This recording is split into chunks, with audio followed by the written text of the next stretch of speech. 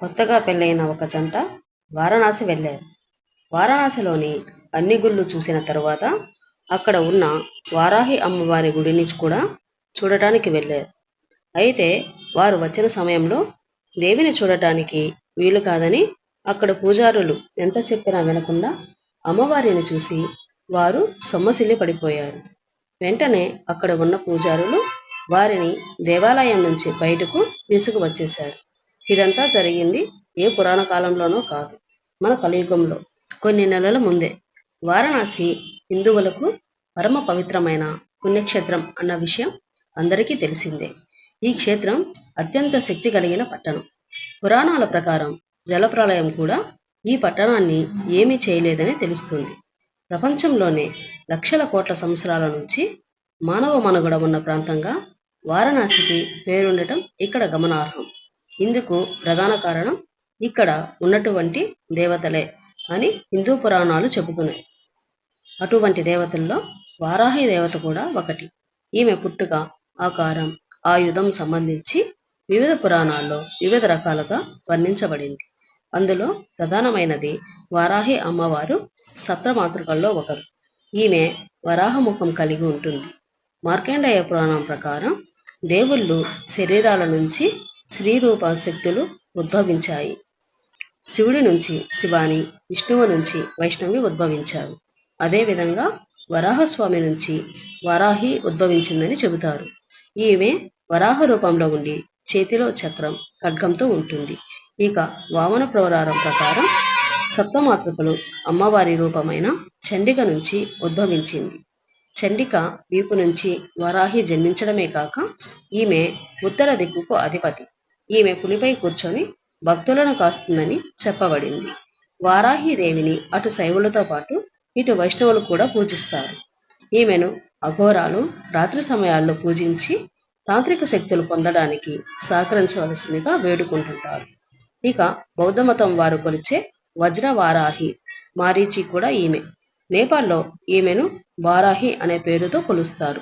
ఎన్ని రకాలుగా పిలువబడినా ఈమెను ఆ జగన్మాత ప్రతిరూపంగా కొలుస్తారు. ఇటువంటి వారాహి అమ్మవారు వారణాసికి గ్రామదేవత, అంటే వారణాసిని ఎల్లప్పుడూ రక్షిస్తూ ఉండే దేవత అని అర్థం. ఈమెకు వారణాసిలో ఒక విచిత్రమైన దేవాలయం ఉంది. ఈ దేవాలయంలోకి మనం ఎప్పుడు పడితే అప్పుడు వెళ్ళడానికి వీలు పడదు. ఈ ఆలయం భూగృహంలో ఉంటుంది. ఉదయం తెల్లవారుజాము 4:30 నుంచి 8 గంటల వరకు మాత్రమే ఈ ఆలయం తెరిచి ఉంటుంది. మిగిలిన సమయంలో మూసివేయబడి ఉంటుంది. ఇక ఆలయం తెరిచిన సమయంలో వెళ్ళిన తరువాత నేలపై 2 రంధ్రాలు కనిపిస్తాయి. వాటి నుండి మాత్రమే అమ్మవారిని దర్శించుకోవడానికి వీలవుతుంది. ఒక రంధ్రంలో నుంచి చూసినప్పుడు అమ్మవారి ముఖం మాత్రమే కనిపిస్తుంది. మరో రంధ్రం నుంచి చూసినప్పుడు అమ్మవారి పాదముద్రలు కనిపిస్తాయి. అమ్మవారు ఉగ్రస్వరూపం వారు కాబట్టే ఇలా కన్నాల నుంచి భక్తులు చూసే ఏర్పాటును పురాణ కాలం నుంచి ఏర్పాటు చేశారు. అయితే ఇటీవల కొత్తగా పెళ్ళైన దంపతులు ఈ ఆలయం వద్దకు వచ్చారు. వారు అక్కడ ఉన్న పూజారి ఎంత చెప్పినా వినకుండా మేము దేవిని చూడాల్సిందేనని పట్టుబట్టారు. దీంతో పూజారి వారికి అమ్మవారి విగ్రహం చూడటానికి అనుమతించారు. వారు భూగ్రహంలోకి వెళ్ళి అమ్మవారి విగ్రహం ముందు ఒక్క క్షణం నిలబడిన వెంటనే మూర్ఛపోయారు. అటుపై పూజారి తన శిష్యులతో కలిసి వారిని హుటాహుటిన ఆ భూగ్రహంలో నుంచి బయటకు తీసుకొచ్చాడు. దాదాపు గంట సేపు శాంతి ప్రవచనాలు వినిపించిన తర్వాతనే వారు తిరిగి మామూలు స్థితికి వచ్చారు. ఇందుకు గల కారణాలను ఆ పూజారి వివరించారు.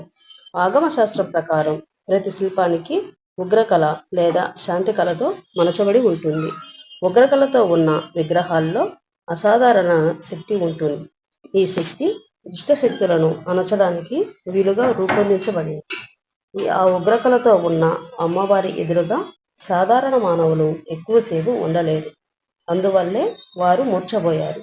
ఆ ఉగ్రకళ ఒక్కొక్క విగ్రహానికి ఒక్కొక్క సమయంలో చాలా ఎక్కువగా ఉంటుంది. ఆ సమయంలో ఆ విగ్రహం దరిదాపుల్లో కూడా పోవడానికి వీలు కాదు. మిగిలిన సమయంలో కొంత తక్కువగా ఉంటుంది. అందువల్లే తెల్లవారుజాము 4:30 గంటల నుంచి 8 గంటల మధ్య మాత్రం వారాహి అమ్మవారి దేవాలయంలోని అమ్మవారిని చూడటానికి వీలు కల్పిస్తారు.